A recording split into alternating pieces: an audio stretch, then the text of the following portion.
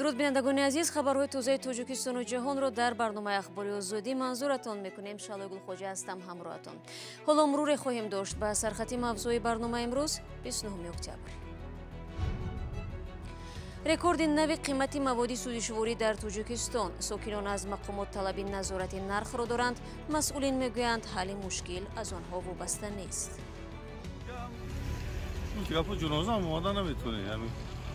چیل سومون فکر میکنیم رفتن آمدن اگر 2 نفر باشه 160 سومون در کور که فقط رو کنی. ҷо Байден президенти Амрико ба сафари чанд рӯзаи Аврупо баромаду якум ба Италия рафт. ӯ дар нишасти сарони гурӯҳи 20 иштирок хоҳад кард. ва қатли муллоҳову коммунистон дар як ҷо. назарҳои гуногун дар бораи саркӯбҳои сталинӣ дар Тоҷикистон. ҳамёро оварда ки турма мекарданд, балки ягон гуноҳ мекарданд, бо мепарсипозидан ба анҷо мепаронданд. болоравии нархи сӯзишворӣ дар Тоҷикистон ҳамчунон идома дорад. субҳи 29 октябр қимати бензин ва сӯзишвории дизелӣ дар шаҳри Душанбе боз ҳам баландтар рафт. ронандагон аз ин тамоил нигаронанд. мақомот мегӯянд боди гаронӣ аз Русия ва Қазоқистон мевазад. Муллораҷаб Юсуфӣ ва Фарзод Муҳаммадӣ дунболи ҳамин мавзӯъ буданд. نرخ مواد سوخت در تاجیکستان رکورد نو گذاشت. از جمله سوزشواری دیزلی که نرخش دوام 10 روز اخیر بیش از 1 سومانی بالا رفته است. اگر روز 18 اکتبر نرخ 1 لیتر سوزشواری دیزلی در نقطه‌های فروش سوزشواری 10 سومانی بود، پس امروز آن به 11 سومان 20 درم رسیده است. بنزین سر استفاده نوع 92 باشد در این مدت از 11 سومانی تا 11 سومان و 50 درم قیمت شد. رانندگان از چنین وضع ناراضی‌اند. پیش شمسون بود؟ هاست چند کرده؟ 40 سوم کرده. آبیگر ما بنزین ما میخریم که دیگه دولت میبیره. توجیهشون نداره خیلی میسوزه. همش دیگه دولت میبیره. ساکنان میگویند نه تنها راهگیرا بلکه نرخ محصولات خوراکواری هم بالا رفته است. همه محصولات قیمت شد، راهگیرا قیمت شد. مثلا ما بهار اگر 20-25 سوم در آبیگر اگر به شهر دوشنبه اومدیم 20-25 موز 40 سومون دیگه هم دیگه پا جنازه هم اومدن نمیتونه. یعنی 40 سومون فکر میکنیم رفتن آمدن اگر 2 نفر باشه 160 سومون در کور که فقط رو کنی که هم مبلغ وزیرم 160 سومون. در حالی که برخی ساکنان از مقامات طلب نظارت نرخ را دارند، مسئولین میگویند مشکل تنها در تاجیکستان نیست. به گفته مسئولین خدمات ضد انحصاری، مواد سوخت در بسیار کشورها گران شده است و تاجیکستان هم از این روند کنار بودن نمیتواند، چون کشور مواد سوخت را اساساً از روسیه و قزاقستان میآورد. از ماه ینوار تا ماه اکتبر سال 2021 نرخ یک باریل نفت نوی برنت از 51 دلار به 85 دلار رسیده است که قریب 65% بالاروی را در بر میگیرد. سوزشواری دیزلی نیز در کارخانه‌های کارکرد نفت فدراسیون روسیه بالا رفته است که از ماه ینوار سال 2021 تا ماه اکتبر سطح بالاروی 92% را در بر میگیرد. در روزهای اخیر نرخ مواد سوخت در برخی از کشورهای اروپایی نیز بالا رفت. متخصصان یک سبب بالاروی را به افزایش طلبات اقتصاد جهان به نفت بعد از رکود دوره پاندمی می‌دانند. رانندگان و ساکنان در یک سال اخیر شاهد زود تغییر یافتن رقم‌ها در این تابلوهای نقطه‌های فروش سوزشواری شدند. برخی از نمود سوزشواری‌ها به خصوص گزیمه‌های 1 برابر قیمت شد. بنزین و سلرکه هم تا 60-70% گران شدند. با این همه معلوم نیست که ایستگاه آخرین کجاست و نرخ سوزشواری باز چقدر در تاجیکستان بالا می رود. ملارجب یوسفی، فرزاد محمدی، آزادی، دوشنبه. ҷо Байден раиси ҷумҳурии Амрико ва ҳамсараш Ҷил Байден сафари чандрӯза ба Аврупоро аз Италия оғоз карданд. қарор аст ҷо Байден дар нишасти сарони гурӯҳи 20 ё 20 кишвари саноатии ҷаҳон дар он ширкат кунанд. гуфтугӯ дар бораи барномаҳои атомии Эрон бо шарикони Амрико ва ҳампопи Рум дар Ватикан бахши дигари барномаи сафари ӯст. раиси ҷумҳурии Амрико ҳамчунин дар нишасти байналмилалӣ дар бораи тағйири иқлим дар шаҳри Глазго дар Шотландия ширкат меварзад. ҷо Байден ки диндор аст рӯзи 29 اکتبر با پاپ فرانسیس ملاقات میکند. ولی معلوم نیست درباره مسئله بحث برانگیز اسقاط حمل صحبت میکنند یا نه. حکومت آمریکا از حق زنان برای اسقاط حمل حمایت میکند. کلیسای کاتولیک باشد مخالف است. نشست دو روزه گروه 20 روز 30 اکتبر در روم آغاز می‌یابد. برمیگردیم به تاجیکستان. در روسیه هر سال 30 اکتبر خاطره قربانیان رپرسیون سیاسی اتحادیه شوروی را پوست می‌دارند.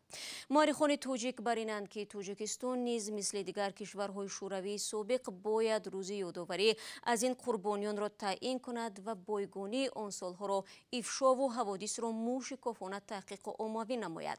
پاره از گزارش براد یوسفی را تماشا می‌کنیم که روزهای مدهش آن زمان را نشان می‌دهد. پیشتر وقتا ملاها و همیها را بسیار میوردن. بعد این آدمای کلان شونده این مثال که او وقتا میگفتن که انا این مثال قاضیگی کرده است ایش اینه تری کرده همیها را آورده که ترمه میکنن بعد که یگان گناه میکردن با میپرسپازنه با انجا میپروندن شد. در سالهای رپرسیون استالینی سرنوشت هزاران نفر همین گونه به پایان میرسید. محققان تاجیک میگویند رپرسیا پس از انقلاب اکتبر شروع شده در چند مرحله ادامه کرده است که انتهای سالهای 30 به اوج خود رسیده بود. قربان علمشویف، محقق و ژورنالیست تاجیک، سرنوشت چندین شخصیت ها و منصبداران را در زمان ترور سرخ پژوهش کرده است.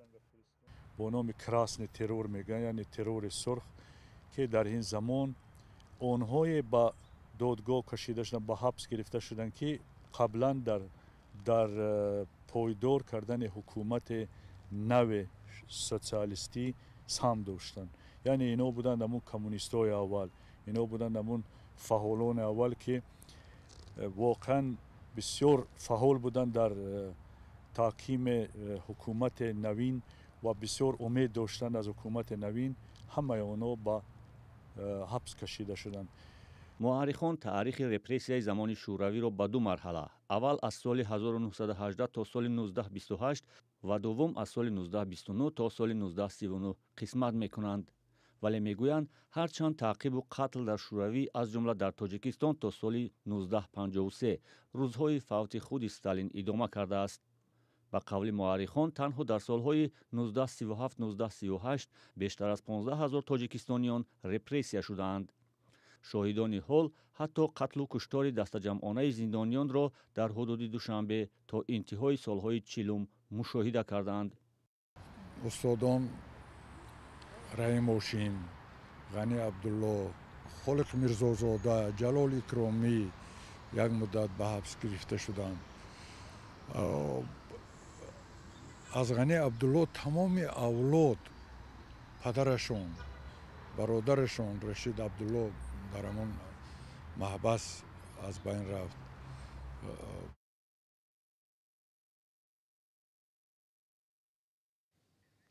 بینندگان عزیز، گزارش کامل درباره رویدادهای تاریک آن زمان را به زودی در وبسایت azadi.org و کانال آزادی ویدیو نشر میکنیم. دوستان گرامی، به سهم شما میرسونیم که از 1 نوامبر امسال با سبب گذریش به وقت زمستانی ساعت نشر برنامه‌های ما عوض می شود. از هفته آینده اخبار آزادی را ساعت 5 به وقت دوشنبه و ساعت 3 به وقت مسکو می توانید تماشا کنید. همچنین برنامه سرخط رویدادها نیز 1 ساعت دیرتر یعنی 2 به وقت دوشنبه و ساعت 12 به وقت مسکو نشر می شود. شما را در برنامه‌های رادیو آزادی منتظر می‌مانیم. برنامه را ادامه می‌دهم. دو نهاد وابسته به سازمان ملل متحد هشدار دادند که حدود 23 میلیون افغان در زمستان امسال از کمبود مواد خوراکواری رنج خواهند برد. بنابر برف زیاد، راه و خطای انتقال برق به منطقه‌های سیرحال کشور کنده می‌شود. خبرنگار صدای آمریکا با چند خانواده صحبت کرد که تلاش دارند فرزندانشان را از گرسنگی نجات بدهند. این کودک از گرسنگی می‌گریید، شیر می‌خواهد. این یک صحنه عادی در افغانستان است. سازمان‌های امدادی می‌گویند امکان دارد بیش از نصف اهالی یا 22.8 میلیون نفر ماه‌های نزدیک به گرسنگی دچار شوند، از جمله میلیون‌ها کودک هم. قبلا وقتی که کار می‌رفتم، یعنی بابیش کار می‌رفت، چی میگه اون هر کدامش روز 3 قوطی شیر می‌خورد. ولی اونم یک قوطی شیر اردوش 2 وقت میدیم. 2 وقت میدیم، 2 قوطی شیر یک شبانه روز میدیم اردوش. در این خانه همه پدر، مادر و فرزندان کارشان را از دست دادند. اکنون دسترخوان این خانواده هم خالی است. 2 هفته میشه که ما دیگه دیدگان نکردیم سر منقل. دیگه از چای نان خشکم اگه سبا بود چاش نیست، اگه چاش بود شو بس نداریم. جنگ 40 ساله افغانستان را بینوا کرد. از 4 و از 3 حصه بودجه کشور از خارج سرمایه گذاری می شد. با آمدن طالبان به قدرت مبلغ گذاری قطع شد. امریکا دسترسی کشور به 10 میلیارد دلار دارایی های آن را هم ناممکن کرد. کشور به بحران شدید اقتصادی روبرو شد. در مرکز تقسیم مواد غذایی که برنامه جهانی آذوقه در کابل تأسیس داده است، نوبت زیاد است. سازمان جهانی آذوقه برای خرید مواد غذایی 100 میلیون دلار گرفت، اما این کافی نیست. تا سر شدن زمستان به ما با 100 میلیون دلار و تا سال 2022 300 میلیون دلار دیگر ضرور است.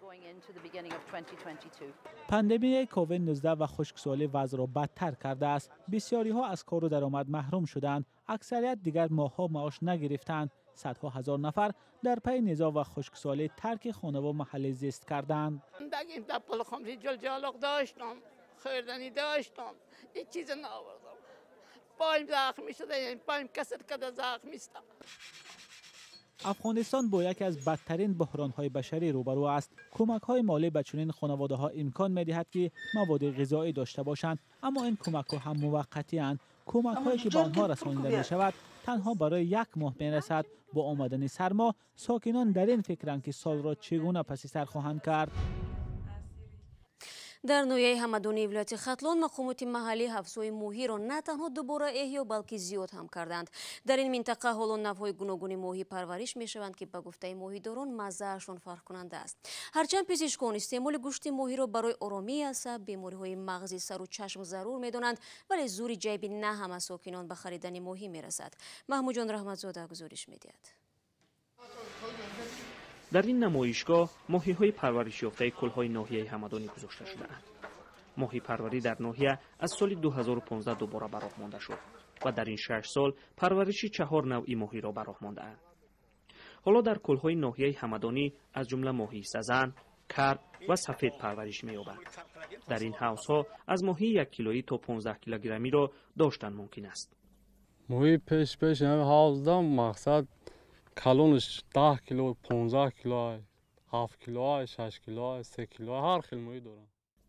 حوض‌های بزرگ ماهی پروری در همدانی در زمان شوروی نزدیک به مرز افغانستان و دریای پنج ساخته شده است.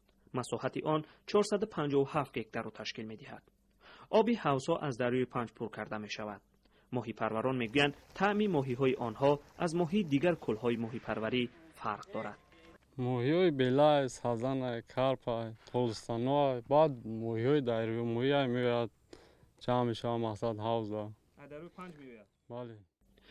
تا 6 سال پیش این حوض‌های بزرگ خالی بود، اما افزایش طلبات به ماهی و رشد ماهی پروری در دیگر منطقه‌ها حکومت محلی را وادار کرد حوض‌های ماهی را دوباره احیا کنند. حالا در حوض‌های ماهی پروری 600,000 ماهیچه سر داده‌اند. تا 3 سال پیش در همدانی 3 خواجگی ماهی پروری فعال بود. اکنون این شماره به 11 عدد رسیده است. اساساً استحصال کننده ماهی در ناحیه این جمعیت سومی شکل شده ماهی پروری همدانی است. شما ناز میدونید سابق خواجگی ماهی پروری چوبک ناحیه مسکو بگیم. علاقه حوضای ماهی پر آماده کار هستند، کار کرده هستند. مقامات در همدانی میگویند سال 2020 از این حوض‌ها 352 تن ماهی به فروش رفته است. ماهی پروران میگویند امسال میخواهند 450 تن ماهی فروشند. ماهی که نه برای همه در تاجیکستان دسترس است. این مطلب آخری برنامه امروز بود. خبرگزاری‌های دیگر در سامانه رادیو آزادی زیر نشانی www.azadi.org گذاشته می‌شود. گزارش‌های ویدیو را در صفحه آزادی دیوب میتونید تماشا کنید. برایتان در 2 روز آینده استراحت با فراغت می‌خواهم. از آن خود را احتیاط کنید و خدا نگهدارتان.